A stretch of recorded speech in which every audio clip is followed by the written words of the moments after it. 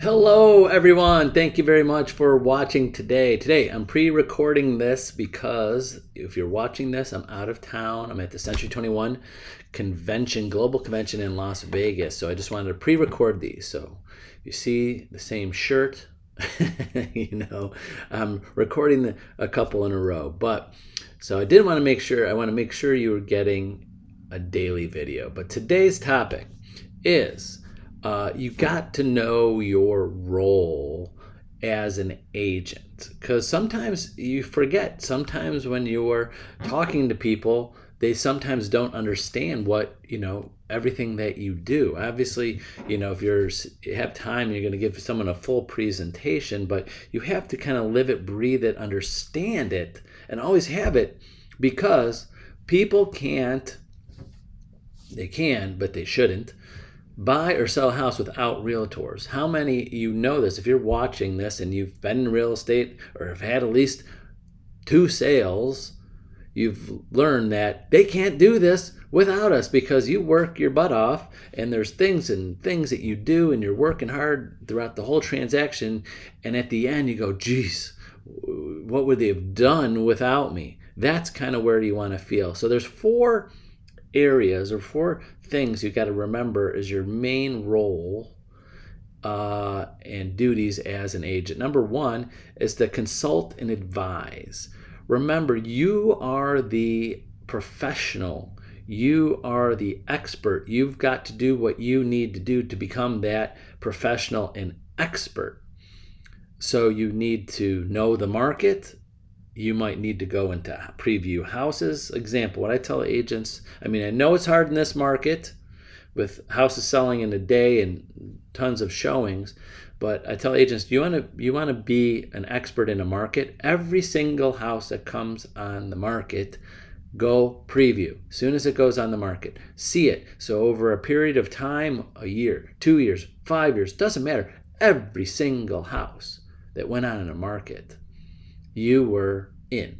Again, you can't do that all over the city, but if you want to specialize in a neighborhood or a market or something, an area or a geographic area or price range, you've got to see these houses, not even if you don't have a buyer ready for it. So you have to do the research on everything. So you have to become the expert and the professional. So at all aspects of your job. So that's number 1 thing of why people need us, because we're the professional, we're the experts. Number 2 is to market properties. Market properties, not just listings, but also houses for sale. When you have buyers or potential buyers, you have to market and explain and show and advise your clients on what houses they're looking at. What are they looking for? What's good? What's bad about this property? And help them make these decisions. So you have to help market the properties either way. And I could go on and on about that, but I just want to hit the 4 topics you got to keep in mind. 4 or 3, which is really very important. They're all important, is negotiations. Negotiating, that you have to be a top negotiator. Again, I say this so often, especially in this market. I know buyers out there are losing out on houses because they pick the wrong agent. I see it. I hear about it. I see it every day. I have listing agents calling me saying, hey, I get these 5 offers, these 10 offers, this is that. And I ask, what's the other agent on the other side doing? And we all, unfortunately, sorry to say this, chuckle a little bit, because some of the agents are so bad at presenting offers and negotiating, and it's sad sometimes. Now, we have over 500 agents. I wish I could be out there and do everything for them. Are all of our agents perfect? No, but I'm here for them to make them as perfect as possible. So, and help them, guide them, and trying to be an expert negotiator and presenter. So that's the main part of negotiations, is that. And then without going into 30 minutes about negotiations, I could go on for hours about all of the ins and outs of negotiations, but seeing what's easiest and best. That's a lot of part of my day every day is talking to our agents and trying to figure out, okay, what's the best things about our buyer? What things we could do to the offer to make it better for the sellers? It's not all about money. It's not. I mean, I know everybody's saying they just write it down on a piece of paper or write it down in an offer. It's just money, money, money, money. Usually the money is important, but I have sellers taking less money, not too much less, but less money because other factors of the offer. And that's part of the negotiations of that. Number 4 and last is overseeing this transaction from start to finish, from the time you start talking about buying a house or selling a house to all the way to they close and exchange keys and they're out of the house or in their new house. And that process, because sometimes some agents go missing in action, so to say, and don't know what to do. Again, when you have a buyer and or seller, this could be the most stressful thing that they're doing, even if it's for a good reason, selling or buying, and they just want to know that there's someone there still caring and hearing from them. And if they're calling you more than you're calling them, that's the first sign.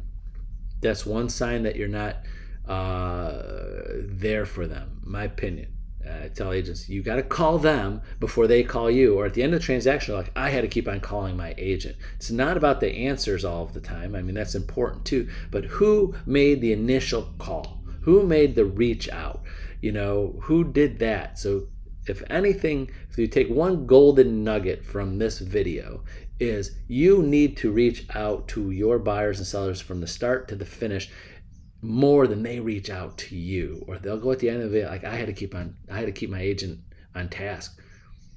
And you got to understand that and know that, because I know there's a lot of agents out there, their buyers or sellers are always calling them first, and they go, well, I'm fine, I gave them the answers every time and I picked up the phone, but you lost a little bit of that edge of why you are overseeing when they call you first.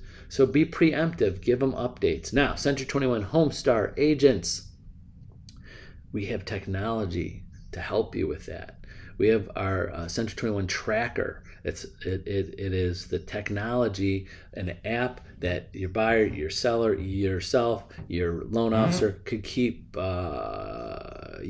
keep everything on task. And if someone likes technology, they could see what's happening. The appraisal's done, inspection's done, this is signed off, and titles order work. The whole process of the thing, they could see when you're doing it. They could see notes, and you could send notes to them and see, tell them, hey, this is done, that's done. They could see you working on it in a technology sense without you having to text them or call them. So we have the technology that for people that like that technology, we see it all the time with, where's my delivery? Is it in transit? Is it there? I know it's coming today, but where is it? Down the street?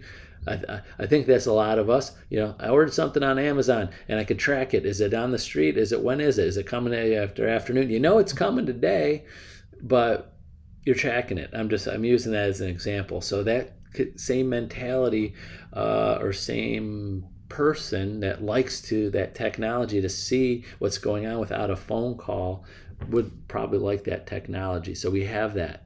So something to look into on 21 Online. But that's it for today. I just want to keep it kind of short today. Those 4 things. Always make sure that you're working hard to enhance your service, be better at all of those things. The consulting and advising, the marketing properties, the negotiations, the overseeing the process from start to finish. And that is your role and all of your roles as a agent, and or at least main focus of those. That's it. So have a great Wednesday. Thank you very much for watching, and we'll see you tomorrow on Thursday. Bye-bye.